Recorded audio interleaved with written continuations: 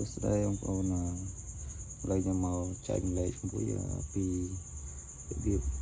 យើងឆ្លោះពងមាន់ថាវាមានខ្សែឈាមវាមានមេជីវិតអត់អញ្ចឹងណាហើយយើងអត់មានពិលឆ្លោះដូចគេយើងមានតែទូរស័ព្ទមួយមកហើយយើងបើកផ្លាស់ទៅយើងដាក់អញ្ចឹងមកហើយនឹងនេះស្គុតរងសេភ្លើនោះដាក់អញ្ចឹងមកហើយលើកពងមកខ្ញុំដាក់មកនេះដាក់ចឹងមកឃើញខ្សែឈាមនេះឃើញដូចពីងយ៉ាងនេះអានេះខ្ញុំបាន5ថ្ងៃណានេះដូចជាថ្ងៃខ្ញុំកត់នៅនឹងពងមួយណាទេនេះឈប់អូខេទៅមកចឹងកត់ថ្ងៃទៅនេះពងខ្ញុំដាក់កាលថ្ងៃទី15នេះថ្ងៃទី15ហើយថ្ងៃដែលត្រូវញោះថ្ងៃទី6ខែ9អញ្ចឹងវាបានមកដល់ថ្ងៃទី20យើងវាបាន5ថ្ងៃណានេះ5ថ្ងៃយើងឆ្លុះមកឃើញនេះឃើញទេឥឡូវហ្នឹងមួយហ្នឹងយើងដឹងថាវាមានមេជីវិតហើយនេះមួយទៀតឃើញខ្សែឈាមហ៎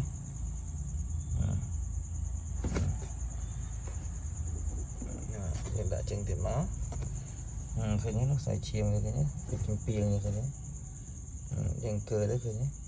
ហ្នឹងខ្សែឈាមហើយហ្នឹងវាកោកាត់កូនហើយបើសិនជាទូភ្ញាស់តែវាអត់គ្រប់វិញណាអត់មានសំណើមគ្រាប់មានកម្ដៅគ្រប់វាអត់អាចមានខ្សែឈាមយ៉ាងកើតទេដាក់ចូលមកខូចអស់ហ្មងឃើញខ្សែឈាមឃើញទេដូចពីងយ៉ាងចាហ្នឹង5ថ្ងៃពេលតែយើងនេះទៅវាមានតាមហ្នឹងទៅរហូតដល់វាទាវា28ថ្ងៃបងឃើញមានទាំងអស់អញ្ចឹងបើសិនជាវាអត់ញ័រវិញគាត់តែចាប់តិចឃើញមានអត់ដែរនេះសិតមានទាំងអស់ហើយខ្ញុំចាប់2នេះទៀតចាស់ចាប់ណាក៏មានតែទូយើងធ្វើទៅត្រូវស្អីក៏មានដឹងតែមានមកនេះឃើញណាឃើញទេដូចពីងអញ្ចឹងហ៎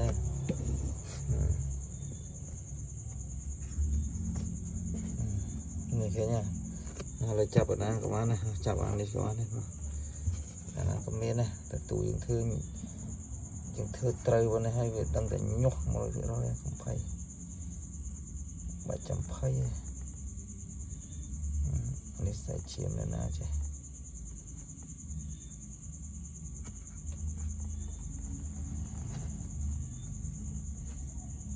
នេះខាងនេះឃើញនេះដូចពីងឃើញនេះចាប់ណាក៏ញ័រនេះចាប់នេះម្ដងណាក៏មានខ្សែឈាមណានេះឃើញនេះវាមានតែប៉ុណ្្នឹងឯងឆ្លោះពងមាន់យើងមានតែទូរស័ព្ទមួយមកឆ្លោះបានហើយមាន់មានអីទេមានតែកម្ដៅសំណើមអុកស៊ីសែនឲ្យតែគ្រប់ទេញុះមានអីតែប៉ុណ្្នឹងនេះមកចាំទៅអីទេឲ្យវីពងប្រែពងប៉ុណ្ណា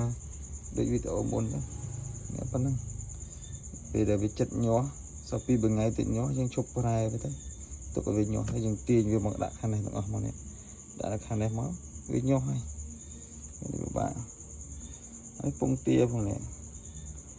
ពងទាវាត្រូវការសំណើមត្រូវការកម្ដៅច្រើនឃើញមានខ្សែឈាមប៉ុណ្្នឹងហើយយើងគិតមើលទៅវាជោគជ័យបាន50%ហើយរបបពិសោធន៍ខ្ញុំភ្ញាស់មាន់នេះវាយូរហើយខ្ញុំឆ្នៃគ្រប់សពពីខ្ញុំនេះមានតាំងពីវ៉ូលីមមានតាំងពីអីអ្នកធ្វើទូខ្លះអត់ប្រើវ៉ូលីមអត់ប្រើវ៉ូលីមដាច់ពូលខ្ញុំដាក់វ៉ូលីមដាក់អីទៅមិនងាយរបស់ខ្ញុំមួយហ្នឹងបងប្អូនមានប៉ុណ្្នឹងហើយបាយ